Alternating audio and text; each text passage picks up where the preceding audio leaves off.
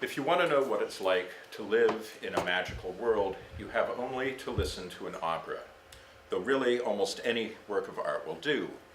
In a work of art, signs throng like shoals of fish, coming together in tight and patterned arrays that would be astonishing if we encountered them in our everyday lives. Which isn't to say we can't, that's what divination is for. Let's say you do an I Ching reading and get hexagram 16, line 5. Persistently ill, yet still does not die. Then you get a call from a friend who has relapsed and is back in rehab. Then your favorite podcast, mine, drops an episode on Philip K. Dick's Valis and its adult protagonist, horse lover Fat. Then you come to tuning speculations, and there is a talk on Richard Wagner's opera Parsifal, which tells of Amfortas, a king who cannot die even as he suffers from a wound that can never heal.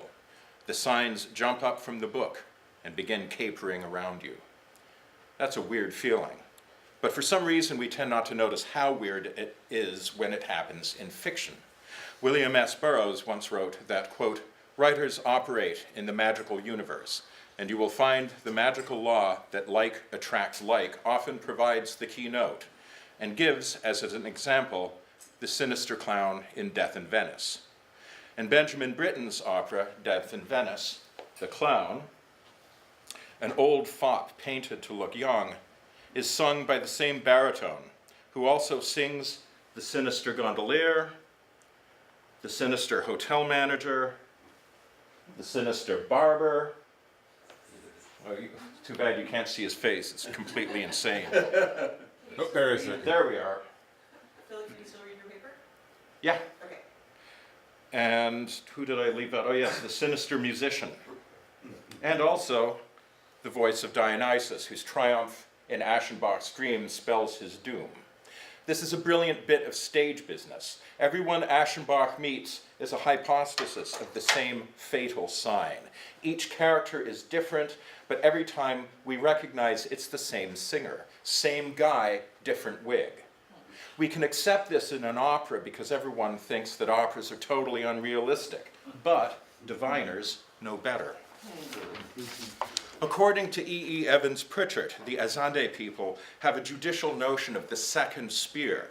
The hunter who runs down a wild beast is the main cause of the animal's death and gets the greater share of the meat.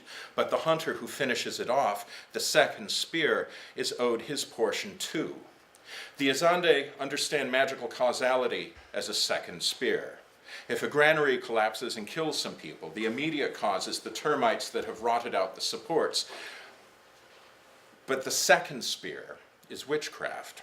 Termites, the efficient cause, explain why the granary collapsed, but only witchcraft can explain why it fell down at such a time as to kill those particular people. Joshua Ramey has called this the divining cause. Quote, "We might say that witchcraft recognizes all four Aristotelian causes, but as a fifth cause, the divining cause, as it were. The divining cause is, in some sense, the cause of the occasion, equivalent to the contingent or chance element itself. The divining cause is linked, as it were, to the singularity of an event," end quote. The divining cause gives us the logic of occasion. It accounts not only for what things happen, but when, and for the significance of their timing. It is a cause that manifests inescapably in the concrete, experiential time of durée.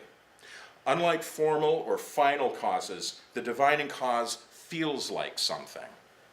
There's a temporality proper to it that registers on the human organism much as musical time does. Indeed, it might be that this temporality is musical time, that divination makes of human life a kind of music. Time organized by the divining cause I will call diviner's time. It is a peculiar temporality in which the sign, leaden with dread or effulgent with promise, announces itself in experience. Diviner's time is structured by repetition. An act of divination gives us the sign of something to happen in the near or far future, and then something happens in our experience to manifest that sign. The repetition between these two occurrences is exact. The omen and its realization chime together in perfect resonance. And yet, paradoxically, they are always varied, and in ways that cannot be predicted. Same guy, different wig. In a divinatory result, there's a feeling of inevitability, a promise kept, or a doom that one has not managed to escape, indeed could never have managed to escape. And yet, we are always surprised somehow. Thus, for the diviner, the repetition of a sign in experience is always unexpected, and yet, in the moment of its happening, feels foreordained and inescapable. What does it mean to say that the repetition between omen and its realization is exact? How could they be identical? I'll return to my earlier example, where I imagined divining the I Ching line, persistently ill and still does not die. I throw the coins, I get the line, and of course I recognize it. I've gotten it in other readings, but I don't know what it means yet in this particular case. Days pass, I forget about it, and then I get a call from my friend who's back in rehab. Oh shit, that's what that meant. I experienced the resonance between the divine sign and the lived event as a revelation of the line's true meaning in time. My friend's condition fulfills it perfectly. That is to say, there is a perfect fit between the two occurrences, and perfect fit is practically what it means for an omen to be an omen. Close doesn't cut it. The perfect fit of the omen and its manifestation is registered in the diviner as a moment of recognition, ringing, like the sound of a sympathetic resonance between two aligned, resonating bodies. Marsilio Ficino put it well, quote, "When, at the right astrological hour, you declaim aloud by singing and playing in the manners we have specified for the four gods, they seem to be just about to answer you, like an echo, or like a string in a lute trembling to the vibration of another which has been similarly tuned," end quote. The two vibrations are either on the same frequency or they're not. How do you know if an omen has been borne out? When it happens, you'll know. It's a musical thing. You feel the resonance, and you feel it in rhythm. But then again, it's not enough to say that the sign and the thing that manifests it repeat exactly. The felt reality is more complicated. Paradoxically, you need difference in order for the repetition to be exact. The signature of a resonance in diviner's time is repetition in difference. One way I can develop this paradoxical notion is to recall that an omen tends to feel both unexpected and inevitable. In his occult commentary on Parsifal, Frater Ashad, a disciple of Aleister Crowley, writes, "There is much truth in the old saying, the unexpected is sure to happen. And this is more and more clearly realized as we tread the true path," end quote. The chains of fate betray themselves with an almost audible clanking. You have not escaped what the oracle foretold, no matter how you try to laugh it off or avoid it. And yet the exact manner by which the omen is realized is always a surprise. It feels anything but fateful, capricious, rather, or whimsical, or even random. I once asked the tarot to interpret a friend's personality for me, and I pulled the Queen of Swords. This is from the Curly Harris deck. There you go. It's a beautiful card. Totally on the money reading, by the way. Sometime later, I went to a coffee house with this friend, and they gave us a playing card instead of a number to show the server where to bring our order, and it was the Queen of Spades. Playing card suit of spades is the modernized version of the tarot suit of swords, so it's the same card. Behold, repetition. But it's not really the same card either. And in any event, a new situation has grown round the sign, and it is the total situation that is the sign's realization. After all, my friend is not a piece of colored cardstock. Behold, difference. And anyway, how could I have foreseen that this was how my tarot reading would be ratified? I didn't know this coffee house did that thing with the cards, and it would never have occurred to me, or probably anyone, to predict it. And yet the resonance was exact. Behold, repetition in difference, or difference in repetition. Surprise in inevitability, inevitability in surprise. With regular practice of divination, one becomes impatient with either or distinctions between determinism and free will. We wouldn't bother to consult the I Ching if the future were a gelid block-like structure, for in that case, what could we do to avoid the dangers it warns us of, or to gain the joys it promises? But if all is contingency, why would we think that anything the I Ching might tell us would come true? There's something odd, there's something very odd about reality that divination makes palpable, if not exactly comprehensible. I can't claim to understand it fully. I can only say what it feels like. Ramey writes about, quote, the aleatory nature of intelligibility as such. And I may not completely understand him here, but I agree with him. Somehow meaningfulness is not the opposite of chance.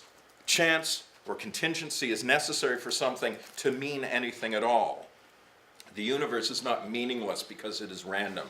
Quite the opposite, in fact. I've said that if you want to know what it's like to live in a magical universe, you have only to listen to an opera, and Richard Wagner's Parsifal, in particular, renders the feeling of diviner's time especially vivid. Not for nothing do bells play an especially significant part in those moments where prophecies and portents cast their longest shadows. I mean, that's pretty obvious. The events that structure diviner's time resonate, and so do bells. But there's a less obvious reason why we should hear bells when diviner's time announces itself. The bell is not only a figure of resonance, but of durée. It's not just in Parsifal that bells mark the passage to an other world. Bells are everywhere in fairy lore. People who see the fair folk tell of hearing bells or music. Bells are important in ceremonial magic, as in the phrase bell, book, and candle. And they mark important events in the rituals of many religions. But why do bells commend themselves to such uses? My conjecture is that bells thematize the mystery of sound and durée. Listen to a melody. At what point is it revealed to mind? Is it when the melody has run its course and the mind can assemble its contents in retrospect? Then paradoxically you only hear the melody when it has passed out of existence. Is it in any single moment of perception then? Given instance within the flow of perception or not the melody, there are only snapshots, cross-sections cut between through actions, as Pound and Fenollosa wrote. The readiest answer is that our mind assembles a series of such snapshots into a gestalt, the way it perceives a film running at 24 frames per second as a continuous flow. The latter notion is how the Western philosophical tradition, or the rationalist parts of it anyway, has tended to understand the passage of time.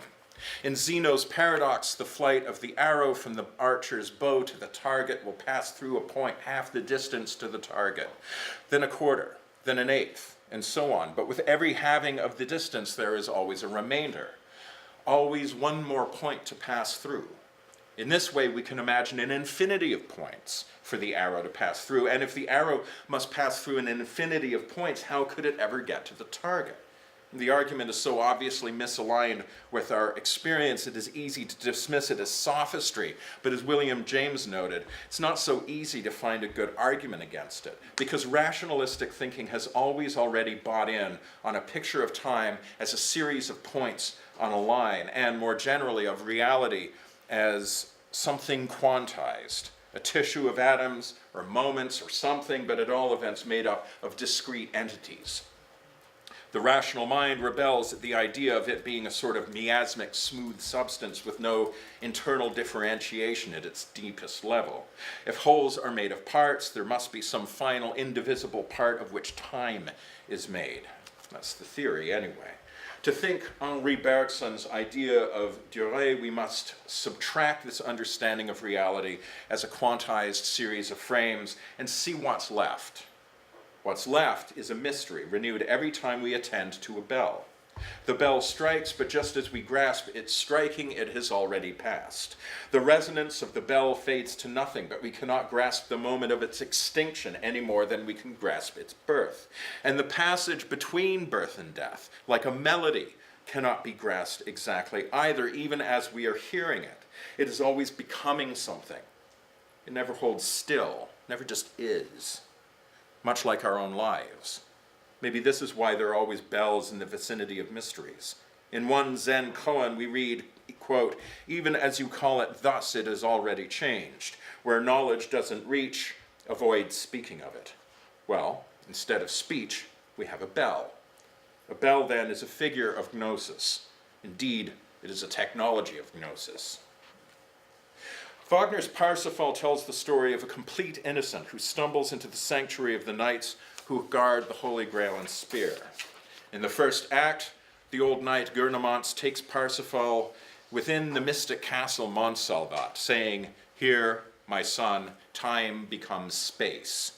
It's a famously gnomic line that I do not propose to explain, except to say that it suggests the path from here to there is no ordinary one, and that the destination is neither here nor there, but somewhere entirely other. "I have scarcely moved, yet already have traveled far," says Parsifal. At his arrival in the other world of Montsalvat, Parsifal hears the bells for the first time. They are not only a realistic and descriptive touch, the sort of thing you would expect to hear in a religious community, but also the sign of a mystery, like a tarot card. Perhaps Arcanum 12, the Hanged Man, would be the most appropriate one here. For Parsifals to witness Amfortas, in inexpressible agony, reveal the Grail, which keeps the Grail Knights alive, yet which, by the same token, withholds from him the release of death.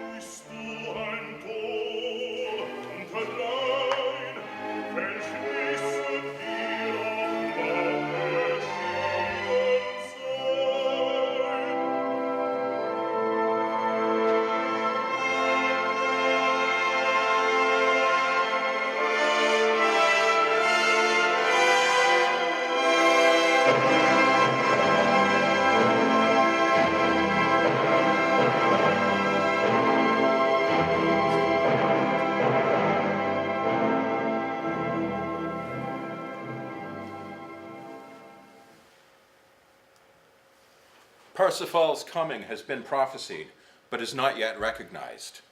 He makes nothing of what he sees and is sent on his way, the bells still ringing distantly in his ears. In the third act, Parsifal, having wandered for years and years, finds his way back finally to Montsalvat, and finds Amfortas still sickening, yet ever undying, begging his few remaining knights to kill him. The bells sound once more. We turn over the last trump. There it is again, the Hanged Man. It is exactly the same bell pattern, C-G-A-E. But whereas in Act 1 it pealed forth through the orchestra's C major harmony, in Act 3 it is darkly reframed in E minor, with dissonances piling up like storm clouds as the knights advance menacingly.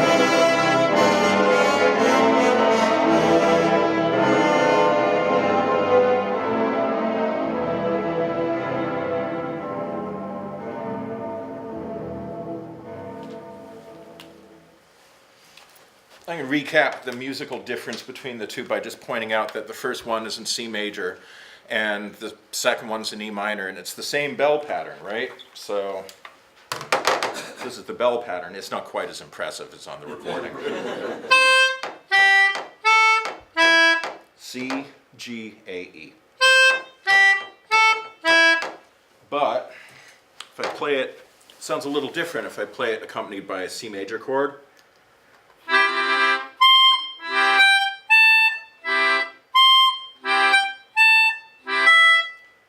And then it sounds rather different if I play it against an E minor chord.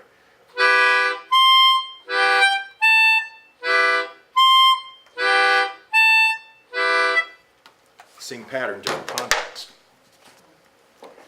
The C, G, A, E bell pattern is the same in the first and third acts. They arrange a resonance between the acts that yokes their events together in precise symmetry.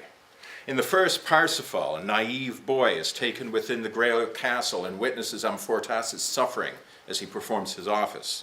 In the third, Parsifal is a man hardened by many years' wandering, returned from his quest to retrieve the holy spear that caused Amfortas's wound, which is also the only thing that can heal it. In the first, the Grail knights are joyful, their garments splendid, their castle furnished for celebration, their music confident, perhaps a shade too confident. In the third, they are ragged and despairing, their stronghold dusty and bare, and their music threatening. Even the scenery changes are symmetrical. They go from left to right in Act 1 and right to left in Act 3.